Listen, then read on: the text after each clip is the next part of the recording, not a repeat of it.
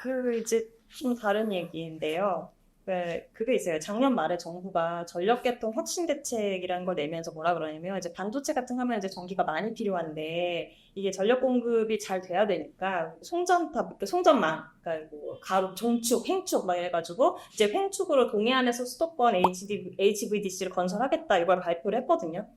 근데 이제 보면 이번 이제 선거 결과랑 이제 같이 이제 비교를 해보면 전력을 필요로 하는 그 반도체 벨트는 이제 거의 대부분 민주당이 가져갔고, 근데 이 송전망이 지나는 곳은 대체로 거의 다 국힘이 가져갔단 말이에요. 그럼 이런 경우에는 사실 근데 송전탑, 송전망 이런 것들이 굉장히 지역에서 굉장히 이제 민원과 엄청난 갈등을 유발할 수 있는 이런 것들인데, 그럼 이렇게 전기를 필요로 하는 곳, 그리고 이 전기를 보내는 곳, 정당이 이렇게 나뉜 상황이면 이런 갈등이나 이런 거 잘 원활히 해결될 수 있어요. 저는 그걸 정당 간의 갈등이라고 보지 않습니다. 아, 이거는 뭐 반도체 벨트 같은 경우에는 지금 뭐 국힘에서 지금 대통령이 추진한다고 알고 있지만 이전 정부에서부터 나오고 이 반도체 벨트는 여야가 없습니다.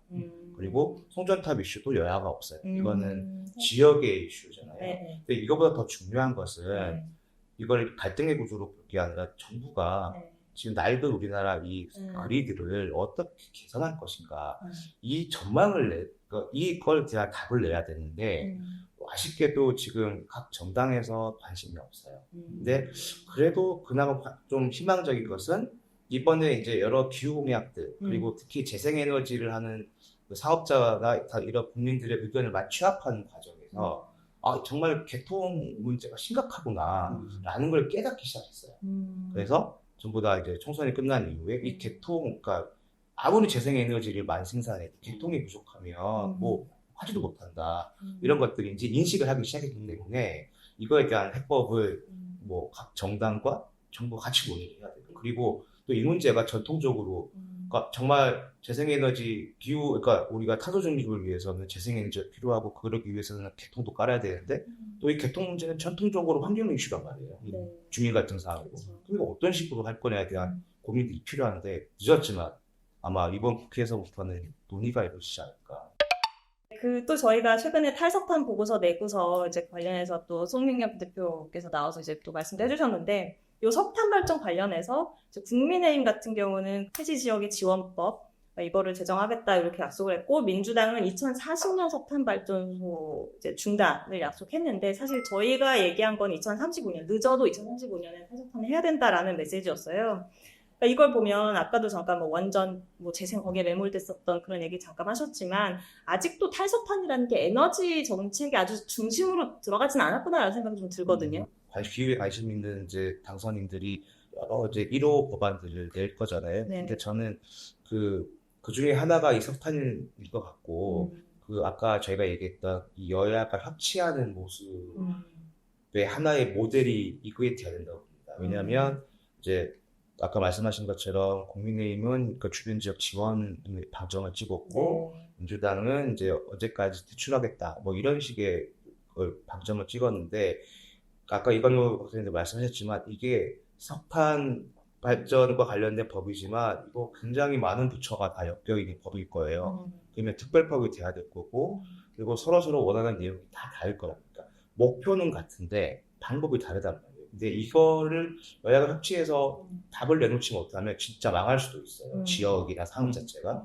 근데 이걸 예전처럼 계속 우리 말이 맞아라고 계속 싸우다 보면 점점 늦어진단 말이에요. 그래서 저는 이 법이 어떻게 논의되고 완결성 있게 진행되는 걸 잘 지켜보면 여야가 정말 기후 문제에 정말 협치할 뜻이 있구나를 전망할 수 있는 바로미터가 될 것 같아요.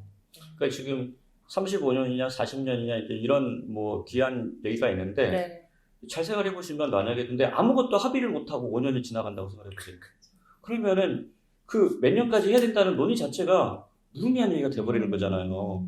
그러니까 이제 정말 그래서는 안 된다는 거예요. 그러니까 거기에 대해서 안전장치를 만들고 그다음에 지금 석탄 발전소 같은 경우에는 전국에 이렇게 해안 지역에 퍼져 있기 때문에 특정 정당의 문제가 아니에요.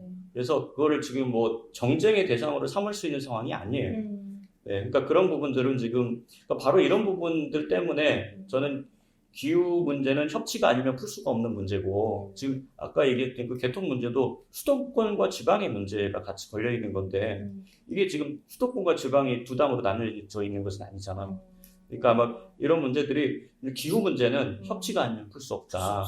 네, 그리고 협치가 되지 않으면은 이건 뭐냐면, 다른 법안은 뭐 이렇게 시간이 째깍째깍째깍 오지 않는단 말이에요. 근데 네. 우리가 지금 기후는 그렇지가 않잖아요. 지금 정말 이렇게 막 조여오고 있는데 시간이 네. 지날수록. 그렇기 때문에 이런 부분들은 어떻게든 빨리 해결할 수 있는 방법을 찾아나가야 된다. 제가 마지막 질문 드릴 텐데요. 좀 약간 다른 거 여쭤볼게요. 일단 이수석께는 이번 이제 국회 임기가 28년 봄까지잖아요.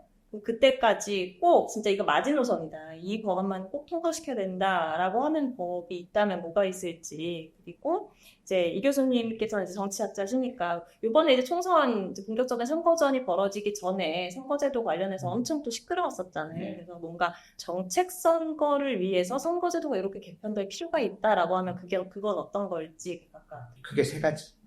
하나는 아까 제가 계속 얘기했던 음. 그 기후투기 상설화를 위한 국회법, 아마 국회법 개정안이 될 것이고요. 네. 두 번째는 아까 여야 협치의 모델이 될 수 있는 석탄법. 그다음에 마지막으로는 이 기후 문제를 해결하고 해서 돈이 들어가잖아요. 네. 기후와 관련된 금융, 도치 타소중립법에 별도의 법으로 만들라고 했음에도 불구하고 아직도 만들어지지 않은 기후금융법. 요 세 가지 정도는 네. 꼭 필요할 것 같아요. 기후금융법. 돈이 있어 국간이 커야 뭐라도 할 수 있잖아요. 그래서 말씀드렸습니다. 너무 브로드한 거 아니야? 기후금융이라고 하면? 뭐 R&D 될 수도 있고. 뭐. 그런데 이게 신기한 거는 이게 법으로 정해줘야 그 시장에서 예측 불허 이런 상황이 사라져요. 그러니까 지금 정부도 마찬가지 R&D 늘리겠다 이렇게 하는 것들은 정책적인 차원에서 그러니까 표현하는 거지 법에 근거해서 이건 물릴 수 없어 이런 내용이 아니거든요. 언제든지 뭐 관심이 없거나 성과가 없으면 뺄 수 있단 말이에요. 근데 기본법에 그렇게 법으로 정하라고 해놓은 이유가 있는 거죠. 그러니까 비가역적으로 해달라는 얘기인 건데 아직까지 없어요. 그래서 그렇습니다. 네, 알겠습니다. 돈줄이 마르면 아무것도 아니잖아요. 네.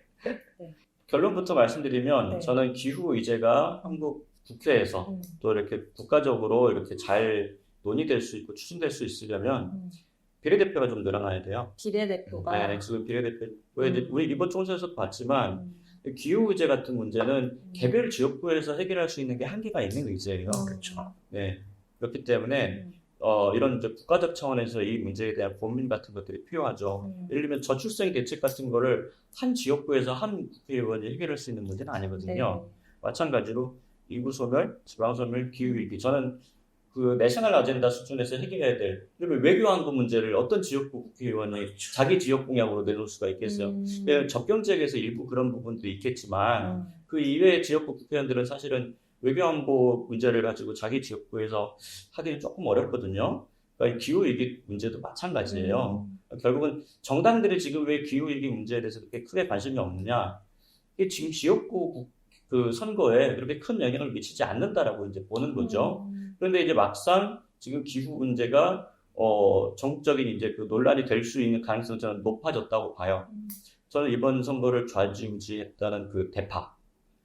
예, 대파가 한편으로 보면은 민생과 물가의 문제예요. 근데 이제 거기에 대해서 이제 정권의 국정 운영 능력에 대한 어떤 평가가 있었다 이렇게 이제 보는 건데 사실 우리가 너무나 잘 알고 있지만은 대파가 단순히 물가의 문제는 아니죠. 기후의 문제란 말이에요. 사과도 그렇고 지금 이제 우리 말 그대로 식탁 물가를 좌지우지하는 거의 대부분의 문제는 기후 문제잖아요. 이제 우리는 알고 있잖아요, 이제.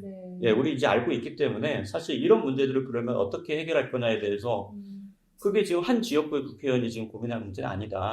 그렇다고 한다면 정당에서 지속적으로 그 문제에 관심을 가지고 활동할 수 있는 의원들이 많아져야 되고 이건 기후 문제뿐만이 아닙니다. 그래서 저는 지금 개별 지역구 수준에서 해결할 수 없는 문제들이 점점 많아지고 있다. 아까 얘기하는 전력 개통 문제, 우리 석탄 발전소 문제 이런 것들도 지금 개별 지역구에서 다 머리를 싸매고 있는 거예요. 전력 개통과 이 산업 전환에 따른 그 지역의 어떤 미래 이런 것들을 고민할 수 있는 전문가들이 필요하거든요. 저는 이런 분들이 만일 국회에 진출하시려면 어쨌든 일단 비례대표 비율이 좀 더 늘어나야 된다. 뭐 선거제도가 특정 정당에게 유리하냐 불리하냐. 그다음에 우리 국민들이 보시기에 뭐 비례대표 의원은 저건 뭐 그냥 쉽게 국회의원 되는 거 아니냐. 이제 이렇게 보는 시각들이 있지만 이건 좀 분명하게 우리가 좀 생각을 해봐야 될 게 우리가 그 세계적으로 우리가 그 연관된 여러 가지 산업들이라든지 외교 안보 문제라든지 국가적인 어떤 지금 중요한 뭐 문제들이 지금 산적해 있단 말이죠. 이런 부분에 있어서 그러면 국회의원들은 다 지역별만 관심을 쓰고 그런 문제들은 다 정부가 혼자서 알아서 한다. 이렇게 해가지고는 되지 않죠. 책임하죠. 네, 그러니까 저는 국회가 그런 역량을 더 가질 수 있으려면 비례대표가 지금보다 늘어나야 된다라고 하는 것에 대해서 우리가 좀 전향적으로 생각해 볼 필요가 있다. 아, 두 분 바쁘신데 이렇게 또 두 번째로 방문해 주셔서 너무 감사드리고요. 네, 저는 이제 이 말씀하시는 거 들으면서 이거 기사로 쓰면 너무 좋겠다 싶은 거 한 5개는 벌써 아이템을 던졌거든요. 네, 많은 분들한테 좀 널리 쓰였으면 좋겠네요. 감사합니다. 네, 고맙습니다. 고맙습니다.